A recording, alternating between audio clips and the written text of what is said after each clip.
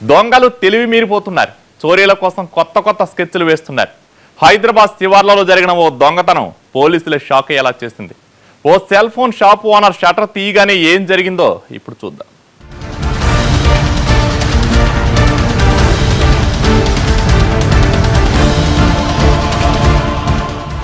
తమతో పని జరగదని తెలుసుకున్నారు.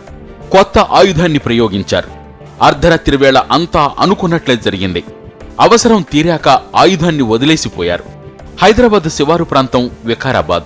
ఇక్కడి ఓ సెల్ ఫోన్ షాపులో జరిగిన చోరీ క్రైమ్ విత్ కామెడీలా మారింది. రాత్రి ఇద్దరు దొంగలు దగ్గరలోని గంగారాం ఊరు నుంచి 11 ఏళ్ల పిల్లాన్ని తమతో తీసుకొచ్చారు. ఈ మొబైల్ షాపు పైన చిన్న కన్నం పెట్టారు. ఆ రంధ్రం నుంచి పిల్లాన్ని షాపులోకి దింపారు. లోపలున్న సెల్ ఫోన్లన్నీ తీయించారు. కింది నుంచి మొబైళ్లను ఇస్తుంటే పైనుంచి తీసుకున్నారు.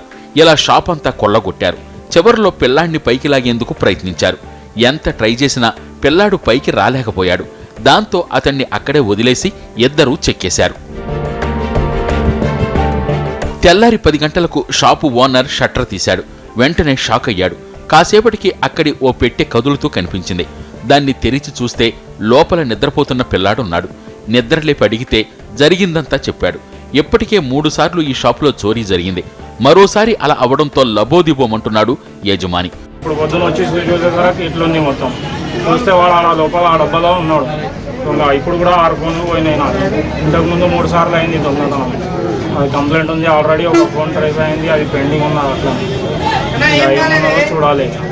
షాప్ యజమాని ఇచ్చిన కంప్లైంట్తో పోలీసులు కేసు నమోదు చేసి పిల్లాన్ని అదుపులో తీసుకున్నారు. అతడు చెప్పే ఆధారాలతో కేటుగాళ్ల కోసం వేట మొదలెట్టారు. అబ్బాయి పైకి దూకి అందులో బయటికి రాకుండా ఉండని పరిస్థితిలో ఉన్నాడు. గతంలో కూడా రాత్రి కొద్ది మొబైల్ షాప్లో దొంగతనం అయింది.